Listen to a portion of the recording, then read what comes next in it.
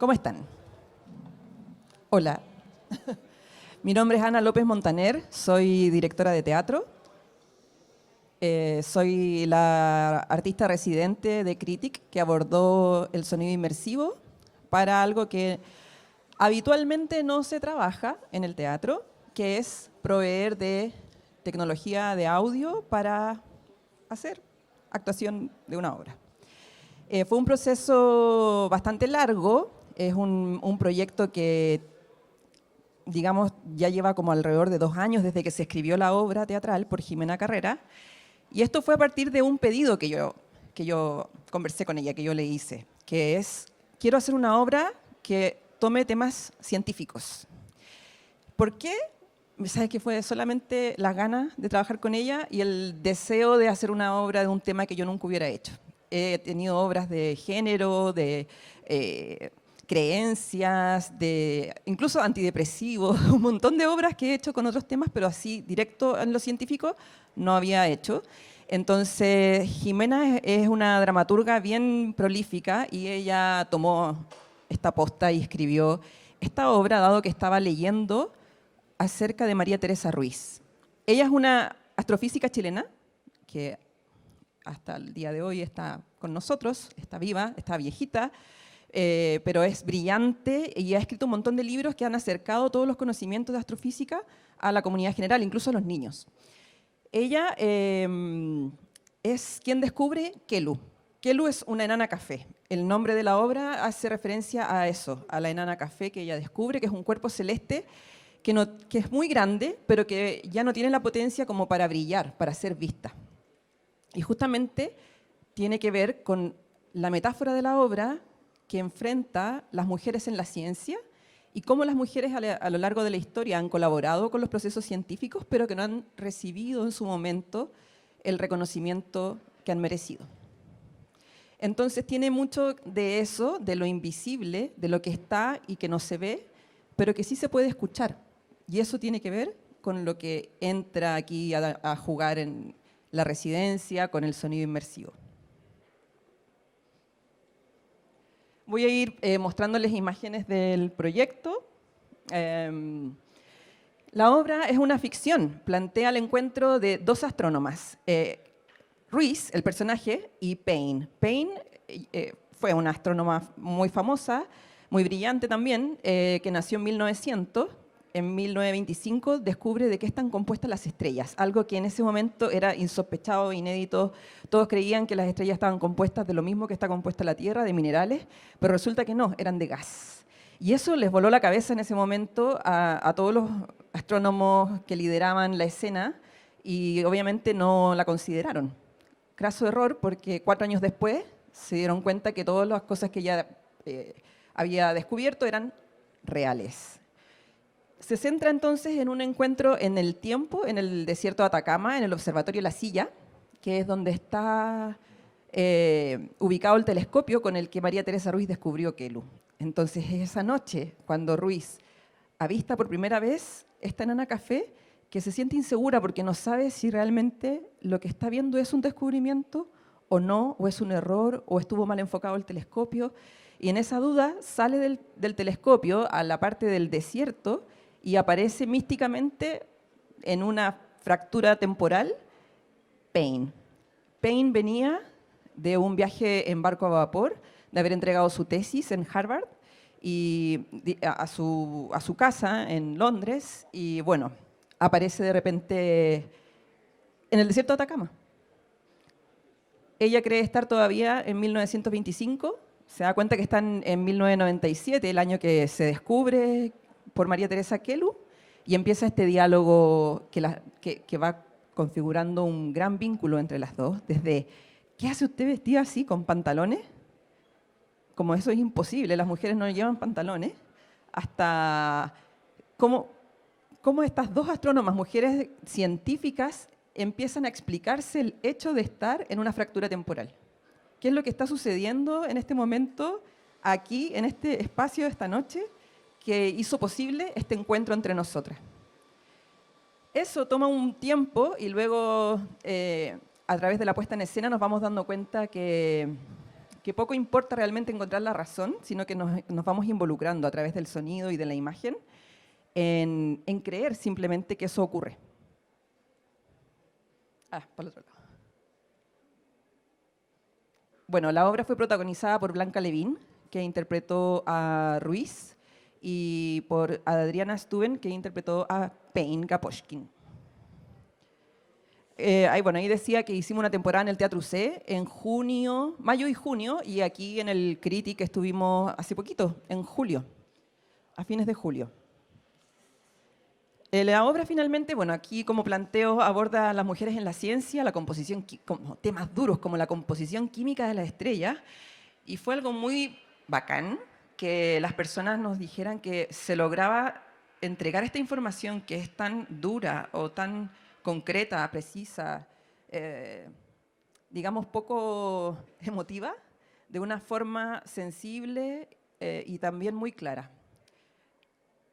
Creo que eso es lo más importante de este proyecto, como poder tomar un contenido que habitualmente nosotros adquirimos a través de papers, documentales, libros, de una fuente que está elaborando sensorialmente, procesando y elaborando sensorialmente esta misma información en un nivel artístico.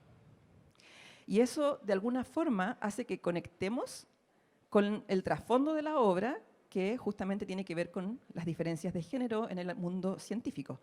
Hay un dato, aprovecho de pasarlo, del 2020, hace 4 años atrás, no es tanto tiempo, que habla de que el 52% de las personas que ese año entraron a la universidad fueron mujeres. Pero del total de ese 52%, solo el 6% entró a carreras STEM. Ustedes saben lo que es eso, ¿no es cierto? Carreras científicas, tecnológicas, ingeniería y matemáticas. Yo incluiría economía también. Nada que ver, pero igual lo incluiría. Como para, en el fondo, ejemplificar un prisma con el que aparece esta creación. Entonces habla de esta historia en donde, no sé si han visto una película, no me acuerdo ahora el nombre, pero que plantea el viaje a la luna de Estados Unidos y que cuenta todas las mujeres que estuvieron contribuyendo en los cálculos matemáticos para que esa misión se lograra. Es una película que debe estar en HBO. Y así como con esas mujeres que con sus cálculos matemáticos apoyaron a esa misión, lo mismo pasa con el mundo astronómico, cuando todas estas grandes mentes estaban haciendo los tremendos descubrimientos sobre la relatividad, sobre todo, y sobre las composiciones químicas del universo, habían las llamadas las computadoras de Harvard, que eran las que medían milimétricamente y comparaban las fotos que sacaban con los telescopios de la época para ver si es que se movían las estrellas o cómo graduaban la fuerza lumínica que emanaba desde ellas. Y así podían empezar a medir cuán lejos o cerca estaban o en qué periodo de la vida estaba esa estrella. Entonces, ese fue un trabajo que era milimétrico, mal pagado. Era como casi que solo lo tomaban mujeres porque ningún hombre aceptaba el pago que recibían. Y fue fundamental para poder avanzar en los descubrimientos que después coronaron científicos. Entonces habla de que siempre ha habido participación de científicas en los grandes descubrimientos de la humanidad, pero que han estado en una capa que no ha sido la visible, la premiada, no ha sido la reconocida profesionalmente. Entonces, como directora, cuando vi la convocatoria del Critic, me interesó muchísimo que podía ser un vínculo entre lo que estaba tratando la obra con lo que tiene que ver de trasfondo, como con el mensaje más indirecto que plantea, ¿no es cierto? Que es, ¿cómo puedo hacer que se escuche lo que no se ha escuchado? ¿Cómo puedo hacer que podamos recrear un sonido que no existe? El universo no tiene sonido. ¿Cómo puedo hacer que eso genere un vínculo con el espectador para generar interés en esta temática que a mí personalmente como artista me parece fundamental tocar, me apasiona. Y como artista también soy comunicadora, entonces cuando creo que hay algo que necesito decir, para mí es realmente urgente conmoverlos a partir de esta misma cosa. Entonces, bueno, ahí ya, esto habla más de la propuesta de dirección, lo que no se ve se escucha, como digo acá, y también esto como es un guión, ¿no es cierto?, una dramaturgia, como les contaba antes, escrita por Jimena Carrera, requería encontrar un equilibrio, porque no me bastaba solamente con que hubieran dos personajes dialogando en escena y contando esta historia, sino que yo quería envolverles como espectadores en una imagen poética, en una imagen indirecta, que los imbuyera en un contexto, en una atmósfera, que es el desierto de Atacama de noche, hablando del universo, en un viaje atemporal. Son ya como 4 elementos bastante evocadores, por lo menos. O sea, yo quería resaltar eso.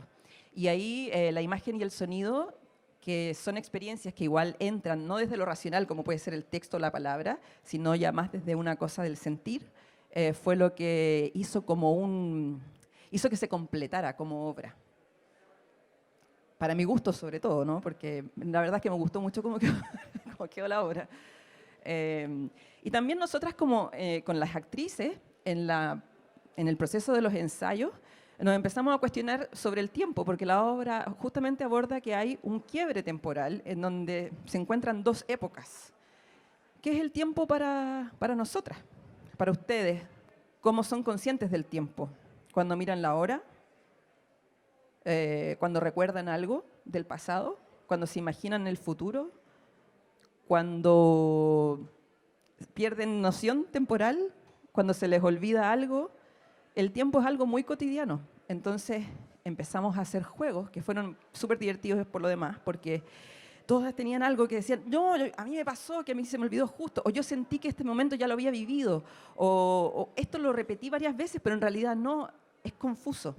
Entonces entra toda esa cosa como relativa y empezamos a agarrar todas esas experiencias y convertirlas en juegos teatrales. Entonces habían, por ejemplo, momentos en que el texto era solo un diálogo que avanza, una conversación, por así decir, pero que es teatralizada, y de pronto entraban en loops los personajes.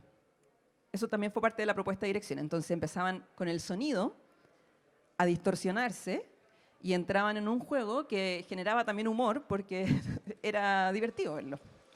Y por otro lado, todo lo que fue como el reverb o todos los efectos sonoros que permitían hacer el eco de las voces o sentir que venían de lejos, que se acercaban, que nos rodeaban, fue algo importante. Quisiera hacer un paréntesis también, ahora que me acuerdo, porque creo que uno de los desafíos más importantes de trabajar con esta tecnología es que los teatros en nuestro país no están preparados técnicamente para recibir un diseño sonoro como este. Fue muy, muy difícil y agradezco, pero hasta el infinito al Critic, porque ellos fueron súper sensibles por un lado y por otro comprensivos y se pusieron, yo creo, de alguna forma en mi lugar como directora de haber creado todo el sonido en Dolby Atmos con el diseñador sonoro y músico de la obra, que es Héctor Quesada, y que en un momento no sabíamos si íbamos a poder hacer la obra con lo que habíamos creado musicalmente, porque el teatro no tenía la cantidad de parlantes activos, no tenía los programas, no tenía los cables, no tenía los atriles para poner tampoco los... Y estamos hablando de teatros que funcionan hace mucho tiempo en nuestro país. Entonces, no hay un énfasis o no hay una urgencia muchas veces, o que no van a la par realmente algunas veces los intereses artísticos de los creativos con quienes acogen las creaciones. Eso fue súper duro constatarlo y ver que había que gestionar, además de hacer la obra artísticamente, había que gestionar la parte técnica. No hay que desanimarse, ya ahí para ir cerrando el paréntesis, pero seguramente me imagino que es algo que puede ocurrir a todo nivel, o sea, no solo con el audio inmersivo, sino si es que alguien quiere hacer alguna experiencia virtual, como la de los lentes u otras, en donde hay que tener equipos para poder hacerlo. Es como, ojalá tener un equipo humano, digo ahora, grande, que pueda también ir ajustando, encontrando las maneras, los socios es súper importante para poder llevar a cabo las propuestas artísticas que tienen desafíos tecnológicos y de implementación o de equipamiento que no existen en todos los teatros. Yo diría que el único teatro que tiene toda la implementación técnica es el Teatro Municipal de Las Condes. Pero así como llegar a un teatro y decir, tengo la técnica para ser inmersivo, lista ya, cero. No sé si alguien quiere comentar algo acerca de eso. Podemos ir conversando también. Ya siento que he hablado harto rato. Así que si alguien quiere preguntar algo, les salta alguna duda, puede levantar la mano y conversamos. No, todavía. Entonces, bien. Necesito que uses el micrófono porque están grabando. ¿Cuáles son las tecnologías que suelen ocupar en estos teatros o los ambientes?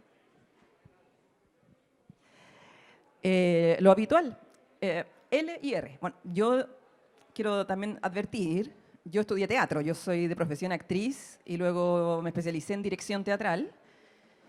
Ahora además me estoy especializando en estrategias de negocios, pero eso es como un paréntesis que le puedo contar en otro momento.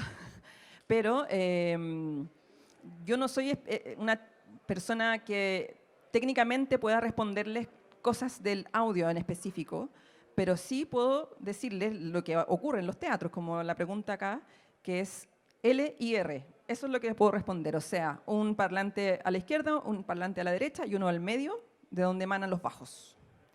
Frontal. Una oreja por cada parlante. Eso es todo.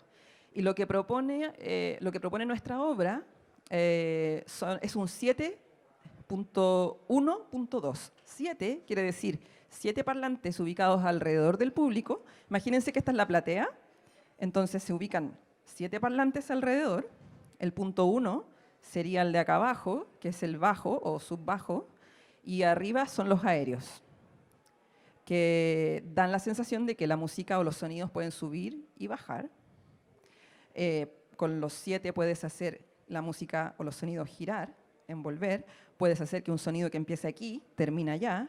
Por ejemplo, nosotros teníamos al inicio de la obra una caminata en donde Blanca Levín, como Ruiz, entraba al escenario, pero el sonido, la obra partía completamente oscura y el sonido de los pasos en el desierto, en la arena, partía desde el extremo del fondo y cruzaba toda la platea. Y cuando se abría la luz, el personaje ya estaba arriba del escenario ya. Entonces tú, al verlo, ya sabías de dónde venía solo por el sonido. Y entre medio había un mosquito. En el desierto son conocidas las vinchucas. En el mundo astronómico son súper famosas y son súper peligrosas además. Porque si te pican, te pueden dejar ciego después de 10 o 20 años. Entonces el personaje le tenía terror a las vinchucas. Y teníamos el viaje de una vinchuca en la oscuridad también, a la par que venían los pasos de ella avanzando hacia el escenario, por así decir, en el desierto. Entonces también ese mosquito, era súper rico escucharlo porque viajaba por todos lados, subía, bajaba, se daba vueltas y luego después ya empezaba a sonar cerca del escenario y la actriz empezaba a interactuar con eso. ¿Sí? Creativamente es muy infinito. Nosotras teníamos un guión, ¿verdad? Pero en ese guión nunca decía, en este momento entra un mosquito, o en este momento los pasos se acercan desde lejos.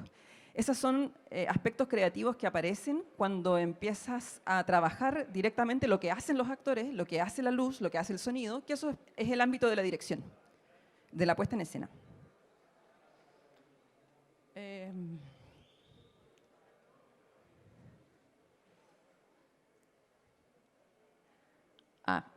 Miren, pueden encontrar todo esto para no darlo ahora en YouTube.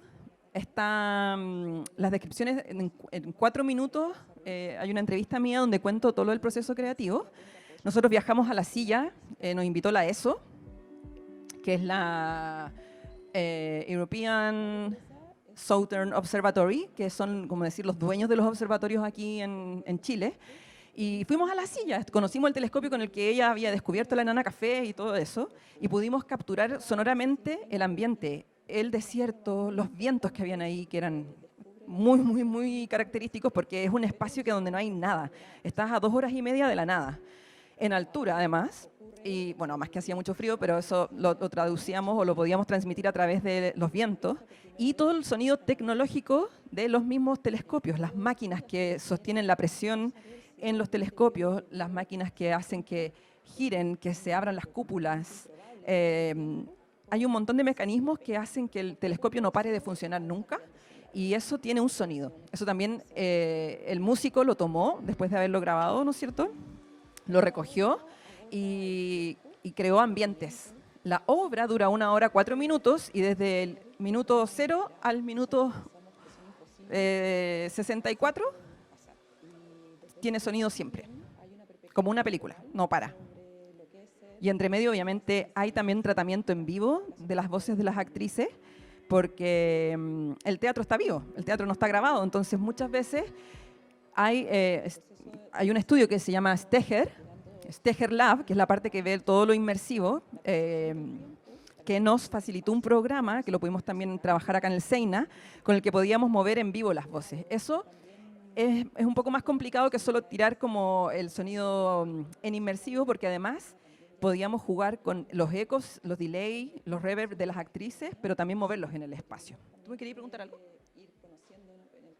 Sí, que igual por cómo planteo la trama se escucha súper interesante, entonces me quedé pensando, ¿no habrán pensado nunca hacer como algún corto cinematográfico de la historia? Porque yo feliz la vería, está interesante la trama. ¿Me escucharon? Me pregunta acerca si sería interesante para nosotras hacer un corto, por ejemplo, con esto, porque le interesa la trama. Gracias. Sí, obvio, podríamos hacer muchas cosas. De hecho, estábamos pensando en esto de... Había una charla ahora, ¿no?, que hablaba de cómo poder pasar a otros formatos, una creación que inicialmente tenía otro formato. Entonces creo que sí, definitivamente me encantaría poder hacer otras variaciones de este mismo proyecto, en inmersivo, en cortometraje, en binaural, en lo que la creatividad nos dé. Iba a apuntar a lo mismo porque creo que fue el año pasado, que salió una película que le fue súper bien en los Oscars, que era The Whale, que venía de una obra de teatro. Entonces, y además que claro, a diferencia de esa, que era en una casa, esta tiene, sentí yo, demasiado potencial visual. Entonces, por lo mismo, pensé lo mismo cuando estaba viendo el tráiler y todo el tema. Y claro, el teatro tiene sus ventajas y el mundo del cine tiene otras. No son necesariamente las mismas, pero igual interesante ver cómo los dos formatos y cómo que pueden compartir y que no. Como que yo también le vi mucho potencial. Me encanta el interés que está teniendo hacia el ámbito audiovisual, porque nosotras grabamos la obra igual, a 3 cámaras. Me encantaría igual que ese subproducto pudiera tener un desarrollo binaural, como intenso o intensivo, porque hasta ahora obviamente está bien trabajado el tema L&R, pero claro, ¿cómo poder hacer? Necesitamos más presupuesto para poder dedicarnos a hacer el tema sonido y también para tener cámaras dentro del escenario, que eso lo he hecho con otros proyectos que funciona muy bien, que no es solamente tener las cámaras, ¿no es cierto?, puestas en distintas partes de la platea, sino también tener cámaras dentro con las actrices. Y eso genera otra sensación a quien está mirando el resultado audiovisual. Bueno, como les contaba ahí, hay muchos como colaboradores. Eso es lo que vale la obra, por si alguien me la quiere comprar. Solo son los honorarios del equipo. Y acá en esta carpeta, bueno, también tenemos toda la prensa que tuvimos, todas las fotografías, lo que dura la obra, el tiempo de montaje. Ustedes saben que una obra de teatro como esta necesita 2 días completos de montaje. Eso quiere decir que tiene que haber un equipo que hace el colgado de los focos, que hace la conexión de todos los parlantes, que genera el posicionamiento de la escenografía, que provee los vestuarios, que los deja listos para empezar la función, los ensayos técnicos, porque todos los teatros tienen distintas barras de donde se pueden colgar las escenografías, los elementos técnicos. Entonces es harta gente y harto tiempo y que no se puede saltar si uno quiere asegurar que el show funcione como tiene que ser. Tuvimos también mucho interés porque, bueno, María Teresa Ruiz es un ícono de la astronomía chilena. Entonces me entrevistaron a todas, en realidad, de muchos lados. Estuvimos ahí en Culto, de la Tercera, en el Mercurio, en el Artes y Letras. Acá Seina pone en marcha sala con audio inmersivo. Nosotros inauguramos esto con la obra. Sonaba increíble, sobre todo acá, porque, eso quería contarles, que acá en el Seina teníamos 11 parlantes alrededor, no 7, 11, entonces sonaba poderoso, solo puedo decir poderoso, increíble. Nunca me esperé, además la verdad es que yo nunca me imaginé que esta obra iba a ser inmersiva. Eso es lo más loco de todo, porque yo me gané un Fondart para hacer la obra, bueno, un fondo de artes escénicas, ya no se llama Fondart. Un fondo de artes escénicas son los fondos públicos que dispone el Ministerio de Cultura para hacer proyectos artísticos, específicamente de teatro, danza, son de artes escénicas. Y gané este fondo de trayectoria para dirigir esta obra, pero en el momento en que yo postulé, pensé en el proyecto, lo hice, llamé al equipo, nunca, ni por si acaso pensé que la obra podía llegar a ser inmersiva, jamás. Eso ocurrió mucho tiempo después que incluso el texto ya estaba escrito, que ya había empezado a trabajar con las actrices, y vi la convocatoria del Critic. Y solo conecté el sonido, la idea de lo invisible, el universo, el desierto, como que todo eso pasó rápido y dije, hay que postular a esto. Hablé con el músico, de acuerdo, y ganamos la residencia. Y es por eso que la obra pudo ser, o sea, fue aprovechar una oportunidad, estar como atenta a poder hacer un upgrade del proyecto y también yo creo que de alguna forma estar preparada o estar preparados como equipo emocionalmente, porque es algo que nunca habíamos hecho, que en teatro se ha hecho contadas veces, muy a lo lejos, no es algo que ocurra comúnmente, entonces, porque también los teatros no están habilitados, como les contaba al inicio, entonces era una especie, yo lo sentía como un riesgo, la verdad, y en algún momento también fue un poco estresante, porque no sabía si es que iba a tener los equipos, no sabía esto, no sabía nada, cómo iba a sonar, si a la gente le iba a gustar. Muchas preguntas que tienes que empezar a manejar para mantener a tu equipo afiatado, confiando, siguiendo con el trabajo sin parar hasta estrenar. Y hasta el estreno nosotros no sabíamos. O sea, las actrices dicen eso en muchas entrevistas, como que no, ellas están desde dentro, no saben cómo se escucha, no saben cómo se ve, solo actúan lo que tienen que hacer y ya. Y con el tiempo, con los feedback de las personas que vieron la obra, nos fuimos encontrando que les encantaba la obra y eso también fue muy bonito. Fue muy bonito. Pero fue un proceso, tomar esa oportunidad, jugársela y creer en que se puede incorporar una tecnología, aunque no la conozcas y nunca hayas trabajado con ella, obviamente siendo congruente con eso, o sea, haciéndote cargo de que estás trabajando con una tecnología nueva y que no va a ser así como, la primera no resultó, no, con constancia. ¿Alguien quiere decir algo? Gracias. Has hablado sobre el diseño de sonido, pero a mí me pareció súper interesante por lo que vi en la charla que hiciste ahí adentro de la escenografía. Me gustaría que me contaras un poco más sobre si trabajaron diseñadores de producción, claro, director de arte, no sé. Sí. Cuéntanos un poco más claro, sobre la escenografía. Claro que sí. Mira, yo trabajé con 4 o 5 diseñadores. Una diseñadora escenográfica, que es Lorraine Lemaitre, un diseñador lumínico, que es Nicolás Joffre, un diseñador sonoro, que es Héctor Quesada, que además es el músico, una diseñadora de caracterización, que es Margarita Nilo, y una diseñadora de vestuario, que es Daniela Vargas, o conocida también como Zorra Vargas. Con esos 5 diseñadores repartimos como todo el trabajo visual. Y para mí como directora fue un trabajo, como yo digo, de trenzado, porque voy conversando con cada uno de los diseñadores las ideas fuerza. Por ejemplo, para esta propuesta yo quería rescatar el movimiento a todo nivel. O sea, que la música, el sonido se mueva, ¿no es cierto? Viaje entre el público. Yo quería una luz que también fuera móvil. No tenía idea en ese momento cómo se iba a solucionar eso, porque los focos siempre están fijos, a no ser que sean estos focos como LED que se mueven automáticamente, pero que en el teatro no se suelen usar. Son otro tipo de instrumentos. Y lo escenográfico. ¿Cómo hacer que eso se mueva, verdad? Entonces, después de ver muchos referentes, apareció la idea de un móvil gigante. Y este móvil, que tiene 5 metros y para arriba son 4, tiene espejos. Son 4 puntos con espejos. Entonces, lo que pasa con ellos, que tienen un sistema de traslación los espejos, los 4 espejos giran en una cruz, se los voy a mostrar mejor luego para que lo entiendan visualmente, y en cada punta tiene un espejo colgando que a su vez hace rotación. Entonces los espejos van rotando y van trasladándose. Y si yo a eso le tiro luz, la luz rebota en los espejos y al momento que se mueven, la luz rebota y inunda la sala. Ustedes son invadidos por haces de luz que refractan los espejos.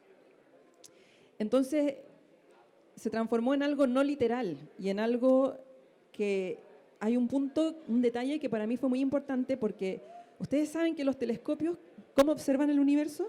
¿Qué es lo que hay adentro de los telescopios? Espejos. El telescopio más grande que se está construyendo ahora en Chile, en el norte, es un espejo que es gigante que está construido por muchos otros espejos. Entonces, les juro que esto no apareció como desde lo racional, sino que de pronto ocurrió que fue como, sí, tienen que ser espejos. Y después fue como, oye, adentro de los telescopios hay espejos. Onda, maravilloso, obvio. Esa era una buena intuición y eso es lo que hicimos. Entonces, en la obra sucede mucho que las actrices giran, ellas también manipulan estos espejos que giran sobre sí mismos o también se detienen frente a ellos y pueden ver su reflejo o pueden ser completamente inundadas por la luz que reflectan esos espejos. Entonces, es como si miraran más allá del cielo a través de ellos. O sea, evoca a muchas situaciones visuales que no son inequívocas, sino que son de múltiples lecturas. Mira, ahí dice algo. A estas alturas, todas y todos en la sala estamos cautivados por el universo visual, lumínico y sonoro que nos envuelve. Reflejos, espejos, brillos, luces y sombras, ecos, repeticiones y dualidades de todo eso que nos habita adquieren en el escenario la dimensión cósmica para arrebatarnos del presente lineal y gregoriano. Que era la idea, ¿verdad? Hacer sentir que el tiempo es algo múltiple. Bien, bueno, como les decía, no tengo idea. ¿Qué hora es? ¿Alguien me puede avisar? Ah, ya estamos. Ok. En YouTube están los videos. También está la obra completa. Se llama Interdram, el canal de YouTube donde están los videos. Y también está en Instagram, Interdram o Kelu. También lo pueden encontrar por Kelu si quieren saber más y si quieren saber cuándo vamos a tener más funciones de esta obra inmersiva para que vayan. Y me encantaría que se me acerquen y digan, oh, yo te vi en el Critic y me cuenten qué les parece, qué les pareció. ¿Alguien más quiere preguntar algo? Porque tengo que ir más o menos cerrando. Bueno, el profe Massa fue a ver la obra, no quería dejarlo pasar porque fue un hito. Él verificó que toda la información técnica, astronómica y física de la obra estaba ok. Ah, ¿me queda tiempo? Ah, ya. ¿Alguien tiene hora? Ah, ya. Entonces, hicimos todo un trabajo también de comunidad, o sea, toda la comunidad astronómica, la ESO, el Departamento de Astrofísica de la Universidad de Chile, Cazadora de Estrellas, que es una agrupación que se dedica a fomentar la elección de la astronomía entre las mujeres que entran a la universidad, también Inspiring Girls, que es lo mismo con todas las carreras STEM, estaba del ámbito del teatro, Checoslovaquia, que es un espacio donde uno puede probar cosas. Todo el tema de los espejos lo tuvimos que probar antes, no podemos llegar al teatro a probarlo por primera vez, entonces lo probamos ahí. En fin, Ariete Producciones con la iluminación, el Critic con todo lo del sonido. Este proyecto fue un proyecto muy grande, entonces sin el apoyo de las comunicaciones, sin que estas personas como el profe Massa o la misma María Teresa Ruiz, que tienen a sus seguidores que les interesa la astronomía, para nosotros era vital que ellos hablaran de nuestra obra, que ellos mencionaran que existía esta obra, porque era un canal para llegar a las personas que le podría interesar ver una obra sobre astronomía. Para que también lo tengan en cuenta eso como un consejo que no me pidieron, pero que yo siempre lo doy, porque siempre cuando hacemos algo, presentamos algo, necesitamos que vengan a vernos. Si no, es muy fome, duro. Y creo que esa fue una muy buena opción o como una muy buena estrategia para acercarnos a las personas que les podría, o que pues incluso saben de María Teresa e incluso de Cecilia Payne Gaposchkin. Preguntas. No sé si hay alguien. Como dijo antes, es como la primera vez que se hace este tipo de inmersión como en el teatro. Y hablando como de manera más macro, esto puede como revolucionar en verdad el mundo del teatro, porque podría desencadenar como en cadena que los siguientes teatros se implementara más. Entonces quería saber como si tuviera la oportunidad como de hablar así como con el gobierno, con el que se encarga de la implementación en los teatros, como ¿qué les diría así como con esto? Yo les diría que hay una posibilidad creativa muy amplia, infinita, que abriría también un campo nuevo en donde muchas directoras, músicos, técnicas podrían crear cosas que nunca hemos conocido ni visto con una herramienta así de poderosa. Y francamente, si yo ahora veo una obra de teatro, instantáneamente me la imagino inmersiva, sobre todo en términos de sonido, porque digo, en realidad no perdería nada esta obra con que su sonido mejorara exponencialmente. No perdería su esencia, no perdería su trama, su discurso, todo lo contrario, lo único que le queda es crecer. Y creo que también tiene que ver con el interés que el teatro puede generar desde esta perspectiva como emotiva, que para mí es demasiado importante en el sentido sobre todo de temáticas que son no netamente, que no atañen a un conflicto emocional directamente, ¿no? Sino que esta es una herramienta con la que nos podemos acercar y que así como cuando vamos a ver una película el sonido nos envuelve o nos mueve las tripas porque los bajos son súper poderosos, ¿por qué no puede ser también en una obra de teatro? Y con la fortaleza de que los actores están en vivo. Entonces, yo lo fomentaría y yo creo que eso va a pasar. Lo que sí, claro, es que para que eso suceda necesitamos capacitaciones para los técnicos, para los músicos, para los directores y directoras, porque esto que está haciendo Critic, por ejemplo, es un paso hacia ese lugar y yo creo que en la medida que se vaya conociendo el resultado, se vaya apreciando, valorando el resultado, va a haber más interés. También es válido que hay personas, creadores, que digan, no, para mí el teatro es siempre la voz del actor sin micrófono, que también lo he escuchado, ¿no? Como la voz directa en vivo, y eso para mí el teatro, si tiene micrófono, el actor no proyecta la voz. Pero eso depende mucho de las propuestas de dirección y los estilos que cada creador quiera tener. Para mí es muy importante como mantener como cierta fidelidad emocional en los actores, y creo que a veces impostar demasiado la voz quita un poco de otros aspectos que son más sensibles para mí. Entonces me encanta cuando hay un súper buen micrófono porque siento que puedo capturar muchos detalles sin llevar al actor como a un sobreexigencia física. Está en otro lado puesta esa exigencia. Entonces, sí, me encantaría que existieran esos fondos, y yo creo que Corfo probablemente a través de Critic, que yo creo que es como el corazón del Critic, ¿no? Como poder despertar el interés en tecnocreatividad. Gracias. ¿Alguien más quiere comentar algo? Acá está.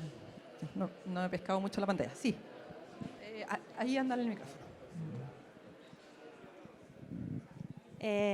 ¿Ahí me escucháis? ¿Se escucha ahí? ¿Se escucha? No sé si se escucha. ¿Ahí? Sí. Nada, yo te quería felicitar porque, bueno, vimos con los alumnos de la UAI el video que proyectaron y ahora te estamos escuchando. Para ellos es súper interesante ver cómo en una obra de arte se aplica conceptos de ciencia. Muchos estudian ingeniería civil, son alumnos de ingeniería en diseño. Entonces, yo creo que es un súper buen ejemplo de cómo poder aunar áreas que son distintas, por ejemplo, la científica y la artística, y cómo también a través de la tecnología se pueden unir ambas áreas. Así que, nada, pues un súper buen ejemplo de cómo a seguir para ellos y interesante, y además que tiene una componente de divulgación científica que es súper bueno para toda la gente, para los jóvenes, pero para todas las personas, un tema original también. Así que nada, te felicito, muy interesante. No, lo único que quiero es ver la obra. Así que ojalá que la den de nuevo. Recibo muy feliz tus felicitaciones. Muchas gracias. ¿Alguien más quiere comentar alguna cosa? ¿Algo, alguna duda, una pregunta, nada que ver? Lo que quieran. ¿No? Bueno, yo creo que... estamos, yo creo, ¿verdad? Sí. Muchísimas gracias. Espero que puedan ver la obra, que nos sigan en redes sociales.